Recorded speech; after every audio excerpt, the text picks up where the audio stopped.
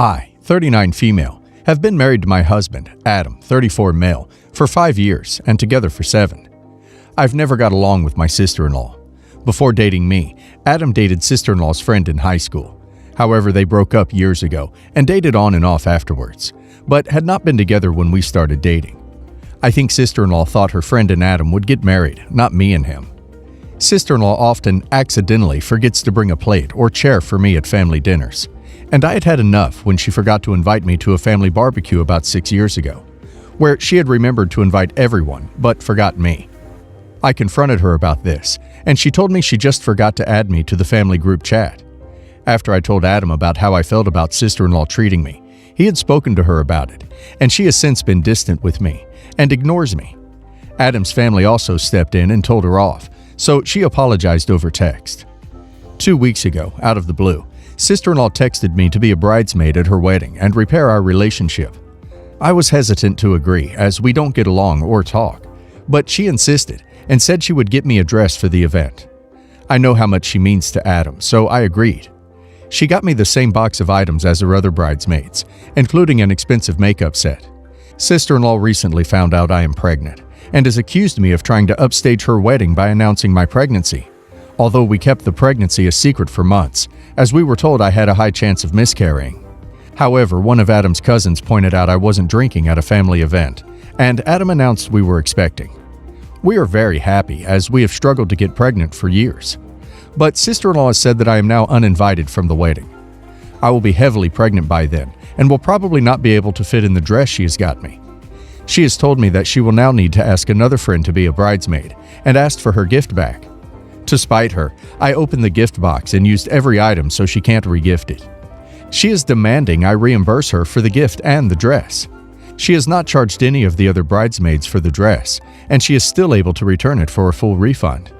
I agreed to pay for only the makeup and the gift as a compromise, but she asked me to pay full price for it, even though I know she got the gift a lot cheaper, as she works for that makeup brand, which I have refused.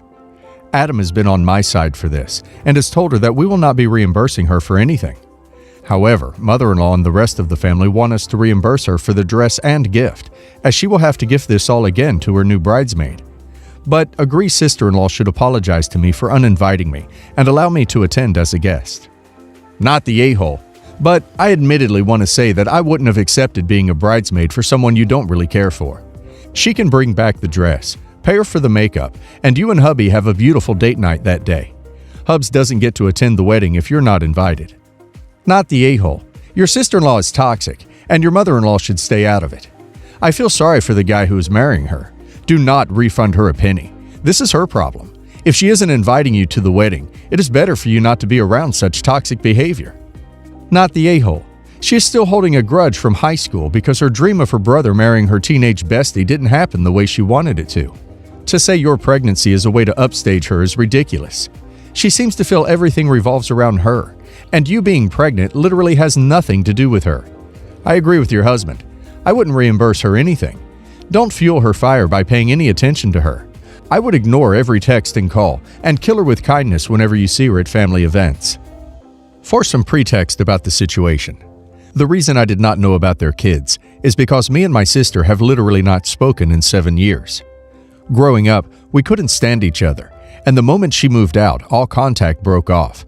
And when I moved out as well a year later, I also broke contact with my parents, but that's a story for another day. Well, to my surprise, a week ago I got a weird phone call from someone who turned out to be my mother. How she got my number, no idea.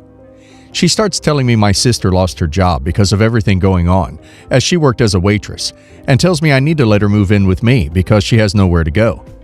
To be clear, I was only asked about my sister, no mention of a husband or kids. I of course immediately reject this proposal and tell her she can let her move back in with her if she wants to help. Tell her not to call me again and block the number. I pretty much forget about that incident during the next few days. My rejection fell on deaf ears apparently, as yesterday morning a large white moving van stops literally in my driveway. How they found out where I live, again, no clue. And I get woken up by someone banging on my door. I open it up and surprise, surprise, it's a woman I do not recognize, flanked by 2 kids with an adult man and another kid who are starting to take stuff out of the moving van. She asks for help moving her stuff in, and I tell her she has the wrong house as I have no tenants. Well, she tells me she is my sister, and I had to take her and her family in as I apparently promised to do. In the background, her husband is literally rapidly hauling furniture and boxes out and putting it down in my front yard.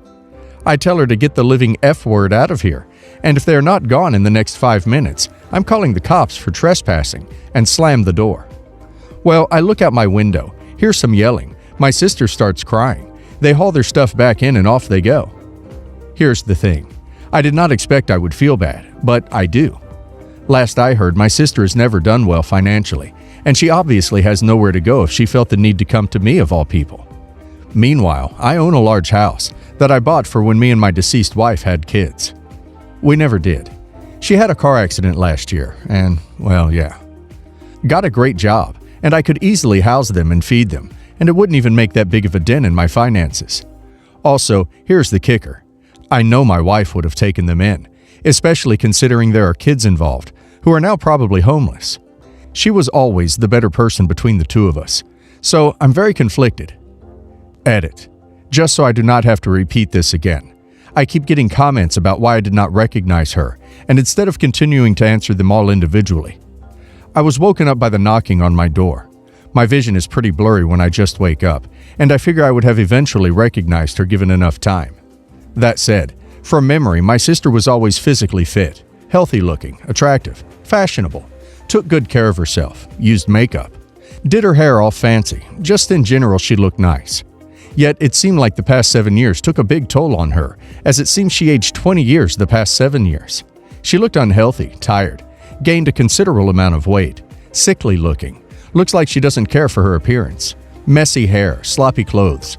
Not to talk down on her, but to give an explanation, like I said, she looked considerably different from what I remember. Not the a-hole. You would never get them to leave. They would be living off of you for as long as possible. I think you feel bad for the kids. Their parents suck. But sacrificing your mental health for them isn't a good thing. Not the a-hole. Those people are complete and utter strangers. You didn't even recognize her.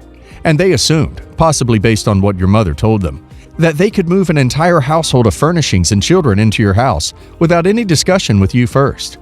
Even if you did agree to letting them move in, they should have contacted you to see how much room there was for furniture and whether there was enough space for their kids' stuff. No one in their right mind would ever just roll up with an entire truck of furnishings and start unloading. If you want to help, get your sister's contact info from your mom and offer to give her some money toward rent for a couple months or something. Pay any money directly to the landlord or bill. Don't give cash to your mother or sister, and set a limit and then stop. Not the a-hole. She showed up without your knowledge, even if your mom lied and had told her she could move in. Any normal person would have at least touched base with you before arriving. That makes me think she knew it was wrong.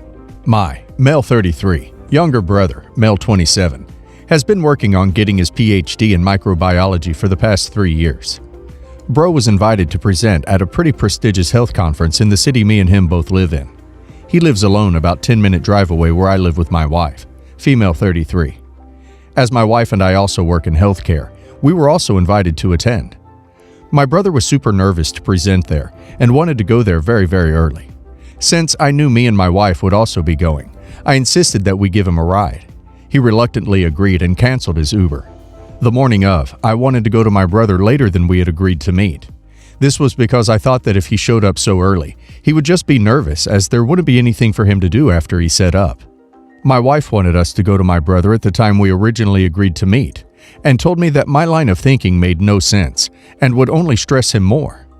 I didn't want to argue with her, so instead I took extra time getting there.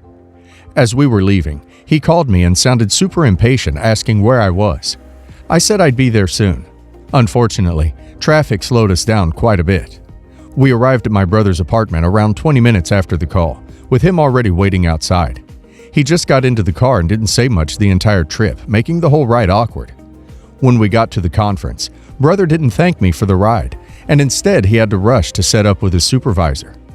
Over the course of the conference, my wife kept saying I should apologize to my brother if I see him, but I told her that it wasn't necessary as he never holds grudges. After the conference concluded, he texted me saying he wasn't feeling well and decided to go home instead of waiting for us and catching a ride with us back. He also told me that his supervisor chewed him out for being late, and I felt that this was a bit dramatic and backhanded. I asked him if he wanted to have dinner with us, but he declined. Am I the a-hole? Edit 1. I've tried calling him this morning, but he hasn't returned any of my calls. He did, however, pick up when my wife called, as she wanted to check in on him. I understand that he may be offended, but doesn't he share a degree of responsibility when it comes to setting things right? Edit 2. Got off the phone with my mother, female 59. She told me that she'd cut off all contact with me if I didn't apologize ASAP, and even if I did, she may still cut off contact if my brother doesn't think the apology is good enough. She didn't wait for me to explain myself, and instead hung up once she finished. She hasn't been answering my calls since. Edit 3. I texted my brother saying, "Sorry to inconvenience you yesterday. I meant to be helpful." Since I sent it on WhatsApp, I saw he read the message but only responded 2 hours afterwards. I did think it was a little strange that he took such a long time to respond. His response was just, "It's okay." I talked to him a while after on the phone.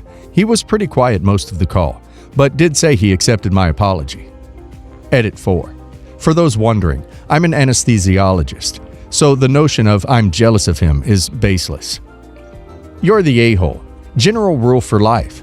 You do not know better what's good for someone than what they decide for themselves.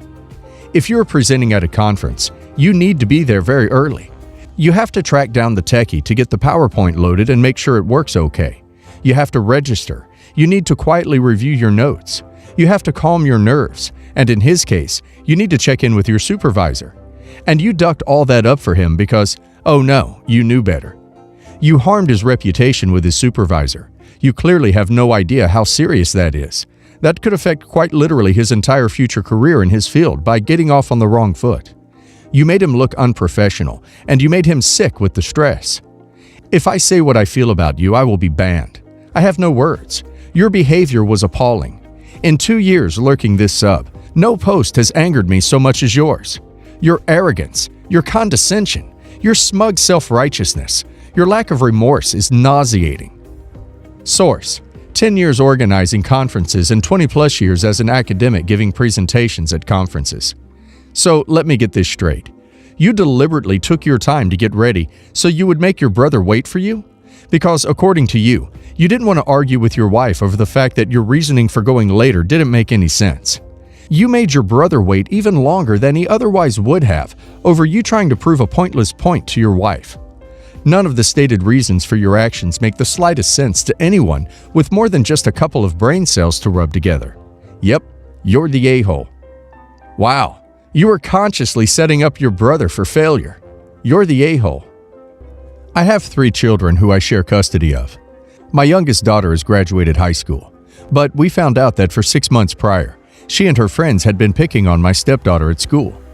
After getting more info from my stepdaughter's friend, apparently my daughter's friends instigated the aggression, while my daughter would often laugh at her stepsister's expense. I think this made her just as culpable as her friends, even if my daughter claims that she can't control what other people say about her stepsister. So the consequence of this was to cancel the graduation party I normally throw for my children who graduated. In the past, I've had an aunt who would give each child a $40,000 check to use for their college. It's been a huge help because my ex and I aren't well off. She gave these checks at the graduation parties. For my daughter, my aunt asked when we'd have the party so she can give the check. I told her we weren't planning a party as a consequence. She understood and said she'd bring the check when we met up in the future. Unfortunately, my aunt passed away a month after what should have been the party date. We never got to meet her before then. And the children are denying the existence of any check for my daughter, which may well be the case. This has created a huge conflict between my daughter and myself. She had been counting on the money to live on her own closer to campus and take out significantly less loans. But now she's going to have to live at home and take out loans. I've co-signed these loans for her because I feel terrible about it. I've tried talking to her about it and how I wish it hadn't gone this way, but she's completely iced all of us out. She moved down into our basement and doesn't come up anymore. She hasn't talked to me or my wife or my stepdaughter since. I do feel very badly that she lost out on the gift, and I feel very guilty about it. But I truly felt that I was giving a proper consequence at the time. Am I the a-hole? Not the a-hole. You imposed a reasonable consequence. You could not have known about your aunt passing away, or that her children would not honor her wishes, which makes them the a-hole too, if they knew this was something she had intended to do. When that reasonable consequence had larger than anticipated consequences, you stepped up to help mitigate these consequences. It sucks she missed out on the gift, but maybe this will teach her that her actions can have consequences and to be a better person. My sympathy is for the stepdaughter. Daughter who perceived herself to be stuck at home is going to take it out on stepdaughter. On the whole, daughter seems like a piece of work. OP is not a-hole-ish for canceling the graduation party. There was no adult behavior to celebrate. OP is certainly not an a-hole because aunt died unexpectedly. Stuff happens. The loss of the $40K check is a freak misfortune. No reason for guilt. Not the a-hole. Not the a-hole, because you didn't deny your daughter the money. The aunt said she would bring it by at a later date, and unfortunately passed before that happened. You denied your daughter a party, but did nothing that would threaten her ability to go to college. You even offered to co-sign loans to make up for it.